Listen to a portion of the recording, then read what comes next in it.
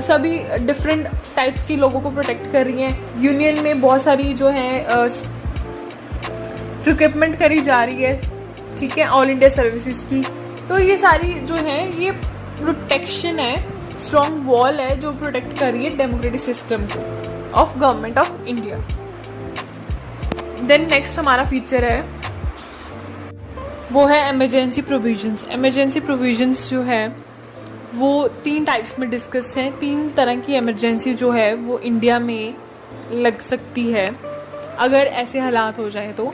सबसे पहले है कि अगर जो है वॉर हो जाए, एक्सटर्नल एग्रेशन या फिर आर्म्ड रिबिलियन, तो आर्टिकल जो है 352 जो है वो अप्लाई होता है। देन अगर failure of constitutional machinery in states, then 356 है। अगर फाइनेंशियल इमरजेंसी लग जाए तो आर्टिकल 360 है। अब इमरजेंसी के दौरान जो है वो सेंट्रल गवर्नमेंट जो है उसके पास सारी पावर्स आ जाती हैं एंड जो है इंडिया का पॉलिटिकल सिस्टम जो है वो फेडरल से यूनिटरी बन जाता है, transforms from federal to unitary. Federal यानी कि जब सेपरेशन ऑफ पावर्स होती है, सेंटर के पास अपनी, स्टेट के पास अपनी, टू यूनिटरी। यूनिटरी इमरजेंसी में जैसे यूनिटरी ऐसे कि सारी पावर्स जो हैं वो सेंटर के पास ही आ जाती हैं, उसको हम बोलेंगे यूनिटरी। देन उसके बाद ये सारा कुछ जो है वो इसलिए किया जाता है, ये जो इमरजेंसी प्रोविजन इसलिए की जाती है ताकि इंडिया की sovereignty, unity, integrity and security को जो है वो कोई हार्म ना पहुंचे, ठीक है। एंड इंडिया का जो डेमोक्रेटिक पॉलिटिकल सिस्टम और कॉन्स्टिट्यूशन है वो प्रोटेक्ट रहे, इसलिए जो है इमरजेंसी इम्पोज करी जाती है। वो इन 3 कंडीशंस में, जब वॉर हो, एक्सटर्नल एग्रेशन, आर्म्ड रिबिलियन या कॉन्स्टिट्यूशन मशीनरी फेल हो गई हो स्टेट्स में, या फाइनेंशियल इमरजेंसी हो। तो ये 3 आर्टिकल्स हैं 52, 56 एंड 360, ये इम्पोज करे जा सकते हैं। अब आर्टिकल 356 को है वो प्रेसिडेंट रूल भी कहा जाता है। ये बहुत ही इंपॉर्टेंट क्वेश्चन है, आर्टिकल 356 क्या, जिसको प्रेसिडेंट्स रूल भी हम बोलते हैं। आर्टिकल 356 जो है मैं थोड़ा सा आपको बता देती हूँ इसका कि है क्या।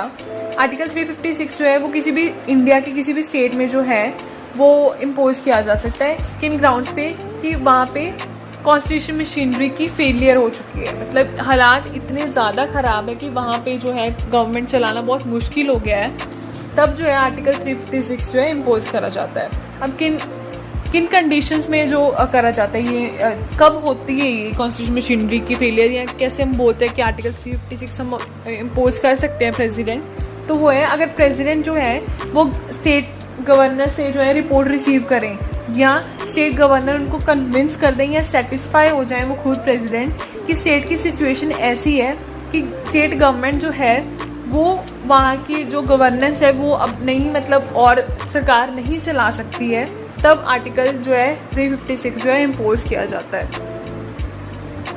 उसके बाद इसके साथ जो है मिलती जुलती प्रोविजन आर्टिकल 365 भी है, जब वो प्रेसिडेंट इम्पोज कर सकते हैं। उसमें क्या है कि प्रेसिडेंट रूल तब भी इम्पोज किया जा सकता है अगर कोई स्टेट जो है यूनियन के द्वारा दी गई डायरेक्शंस के साथ, मतलब उनको उनकी डायरेक्शंस मानने में उनसे वो हो गया हो कि हम बोल सकते हैं कि उन्होंने मानी ना उनकी डायरेक्शंस, तो आर्टिकल 365 के अंडर जो है वो प्रेसिडेंट उस टाइम भी प्रेसिडेंट रूल जो है वो इम्पोज कर सकता है कि हाँ स्टेट ने हमारी डायरेक्शंस नहीं मानी तो हम यहाँ पे प्रेसिडेंट रूल लगाएंगे।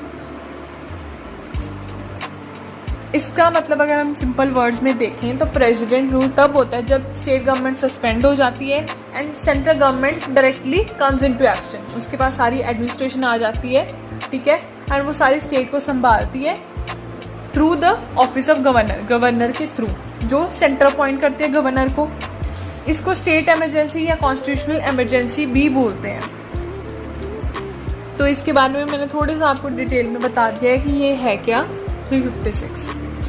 अब नेक्स्ट फीचर है हमारे पास, next is universal adult franchise. ये 1 पर्सन 1 वोट फॉर्मूला पे बेस्ड है। ये जो फीचर है कि मल्टीपल वोट नहीं कर सकता एक पर्सन, और क्या क्राइटेरिया है वो है कि सिटीजन ऑफ इंडिया होना चाहिए, देन 18 ईयर्स की एज होनी चाहिए या उससे अबव भी हो सकती है।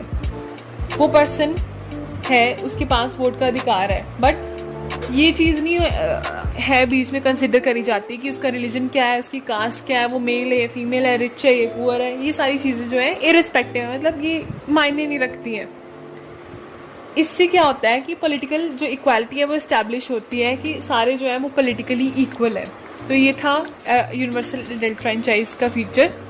देन इंडिया का जो कॉन्स्टिट्यूशन है वो वेरियस सोर्सेज से जो है वो डिराइव करा गया है। तो नेक्स्ट फीचर भी ये है, ड्रॉन फ्रॉम वेरियस सोर्सेज, कि अलग अलग दुनिया के कॉन्स्टिट्यूशन से जो है वो कुछ ना कुछ चीज़ें जो हैं इंडियन मेकर्स को जो है वो उनको अच्छी लगी, तो उन्होंने वहाँ से एज इट इज़ वो चीज़ें डिराइव कर ली। जैसे इसको 3 पार्ट्स में हमने डिवाइड करा है, स्ट्रक्चरल, फिलोसफिकल एंड पॉलिटिकल। अगर स्ट्रक्चरल पार्ट की बात करें तो वो गवर्नमेंट ऑफ इंडिया एक्ट 1935 से 250 प्रोविजंस जो हैं वो डिराइव करी गई हैं स्ट्रक्चरल पार्ट में इंडियन कॉन्स्टिट्यूशन के।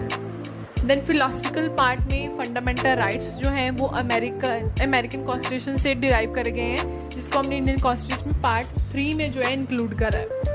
Then directive principles of state policy article 36 to 51 जो इंडियन कॉन्स्टिट्यूशन में है वो आयरिश कॉन्स्टिट्यूशन आयरलैंड के कॉन्स्टिट्यूशन से डिराइव करे गए हैं। देन अगर पॉलिटिकल पार्ट की बात करें कि कैबिनेट गवर्नमेंट का प्रिंसिपल हो या एग्जीक्यूटिव या लेजिस्लेचर के बीच में जो रिलेशनशिप हो, ये जो है फीचर जो है हमने ब्रिटिश कॉन्स्टिट्यूशन से डिराइव करा गया है। डॉक्टर BR अम्बेडकर ने इंडियन कॉन्स्टिट्यूशन को जो है वो बोला है कि ransacking all known constitution of the world, मतलब जितने भी नॉन कॉन्स्टिट्यूशन से उनको ध्यान से डीपली डिटेल में पढ़ा, उसके बाद जो है इंडियन कॉन्स्टिट्यूशन में वो प्रोविजन जो है वो लाई गई हैं। तो ये जो मैक्सिमम जितने हम डिस्कस कर सकते थे सेलिंग फीचर्स वो हमने इन दोनों पार्ट्स में डिस्कस कर दिए हैं। टोटल 10 फीचर्स हमने डिस्कस करे हैं। तो ये आप इसको अच्छे से ध्यान से सुन लीजिए, समझ लीजिए, बहुत ही इजी है। मैंने इसको चार्ट फॉर्म में भी बना के आपको बता दिया है जितना इजी हो सकता था। अगर आपको समझ नहीं आया फिर से वीडियो को रिवाइंड करके आप दोबारा से फिर से कॉन्सेप्ट को समझिए, बहुत ही सिंपल है, आपको समझ आ जाएगा। And stay tuned for more videos and like and subscribe करना